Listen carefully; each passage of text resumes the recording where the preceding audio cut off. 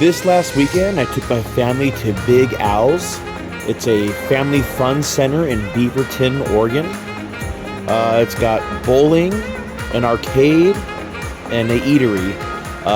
This video is just about the arcade. I'll make a video about the bowling and the eatery and a little bit about the arcade on this other video, but this is just strictly the arcade. So let's jump right in. The arcade is at the top level over the bowling alley, as you can see. And it kind of goes from one end and kind of does a horseshoe around the top, as you can see here. And it's got a little party room. Pretty good selection for not being a true arcade. This definitely is a bowling alley first, and then secondary arcade. So, you know, for not being arcade based, it's got a pretty good selection of games. One of the things I didn't like about this arcade is that there's no old school games. Having old school games in an arcade is a must for me, because arcades for me is part of a nostalgia thing, like when I was a kid. So I like seeing all those popular video games from the late 80s and early 90s, because that's when I would always frequent the arcades, or would frequent them when I could. But it's mostly all kid friendly. I think I'd say about 95% of them are rewards, like you can get tickets, and no physical tickets, no physical media. Everything is card based, which is fine.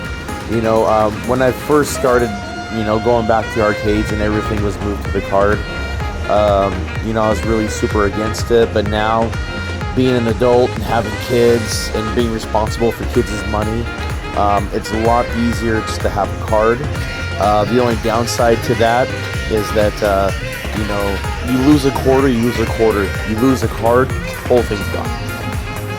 But, you know, I'd much rather carry around a card. I mean, I know I hate to say it. If any of the old school hardcore gamers are watching, you know, they're probably shaking their head right now, like, how could you? But, you know, it's so much more convenient to have a card. But anyway, back to the selection. Pretty good selection. A lot of games, kind of like sports themes. You know, like racing, basketball, skee-ball, which I guess skee-ball's not really a sport, but as soon as that goes Olympics, I'm going for it. Yeah, you know, we had a lot of fun. You know, the prices were okay, and this arcade did the whole the point system for credits, which I think in the video here we'll get to shortly. But you know, they did the thing where it's like, you know, it's not 25 cents, it's not 50 cents, it's not even like 1 credit or 2 credits. It's the you know, the 3.5 and the 4.6, and you know, I think the highest it got up to was 9.0 maybe. But we'll see here in the video. Like I said, in a few minutes. The prices were about average. It wasn't anything like, oh my god, this place is so, you know, inexpensive. You know, it's pretty average. It's not overpriced, it's not underpriced. It's pretty much, you come to an arcade, you have to be willing to fork out some money. But you know, if you're prepared and you have the money, then it's no big deal. You know, if you just stop in on a whim and just want to spend a few dollars, then you're only gonna be here for like a few minutes, because I want to say probably the going rate for one of these arcades, I'd say would probably be about $1 a minute. I think is about pretty accurate. Maybe a little more, but I think that's pretty close. So you know, be ready to spend at least $30-40 per person. And you know, if you have a family of 4 like I do, it gets a little spendy. But you know, we don't go to arcades all the time, so it's just kind of splurge when you can.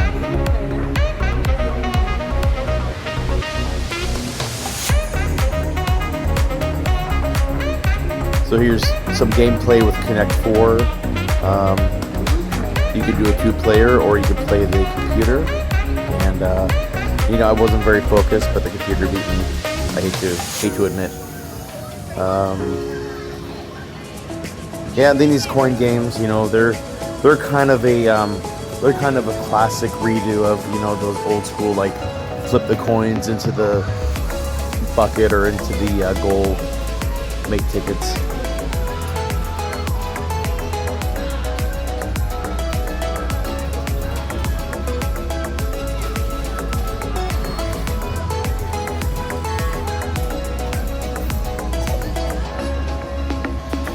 The winner. Yeah, so not only I just got one there. So you know, you build up these the Angry Birds, the red and the blue and the yellow, and then they I believe this one makes the coin pyramid. I can't remember, but there's goals when you get all 3. And I believe this one was the spinner. Like my closest I'll ever get to Wheel of Fortune. So this one is pretty cool. You know, got close a few times. I think this one I hit the 20. Not bad. But...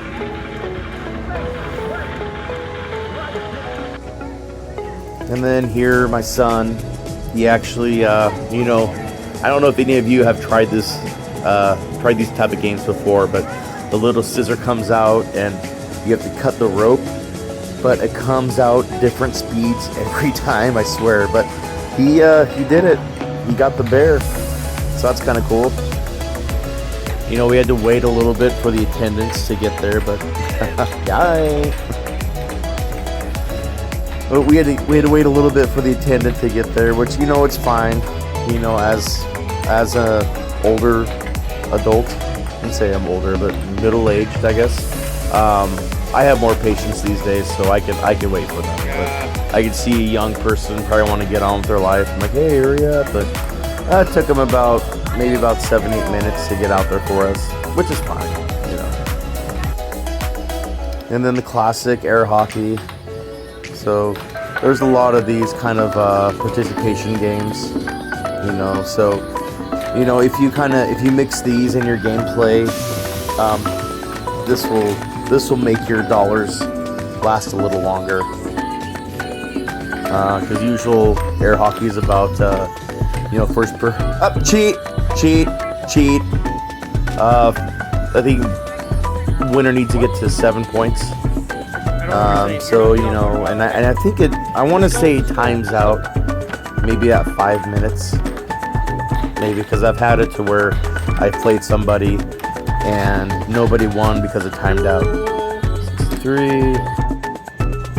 All right, so here's to the money. Okay, so we wanted to get 4 cards, and we want to do $30 a piece. No thanks. So then it cost us $128 because there's a card fee. I don't like that at all. This is the only place that I've seen you have to pay a new card fee. And we couldn't do that because we're paying with a debit card, and you can't do over $100 on a debit for some reason. So, you know, the whole thing behind the card fee, I think it encourages people to hang on to their cards and, you know, recycle type of thing, you know. So, like, who wants to pay $8 a time or $4 for a new card? And here's my least favorite part of the credit situation here. So you got 5.4 here, 3, and then 3.8 for some of these. 4.0, which the even ones aren't bad, you know, 4.0. And I'll get into that, why I think that. But you have 6.3 then you have 7.2. So you're left with like, 13.5 credits if you play both of those games, and it's like it makes you have to buy more is basically what it comes down to. They did a really good job on the reward area. It's a room off to the side, and it was well stocked, and there was an employee there to help if you had any questions. They had things that were like 100 tickets, and then they had some smaller like pieces of candy that were like 20, 30, even lower. So they had some like keychains and little tiny stuffed animals for lower amounts. But some of the things got up to like 2,000, the 5,000. I think I saw something for like 10,000. So I mean, there was something for everybody here. So they did a really good job. Not to say that the rest of the arcade they didn't do a good job. Everything is pretty good. So I recommend stopping in here at least once to check it out. And if you like my videos on arcade, please like and subscribe. And any comments on any arcades you'd like me to review in the Northwest, preferably Oregon. Thank you. Have a good day. Bye.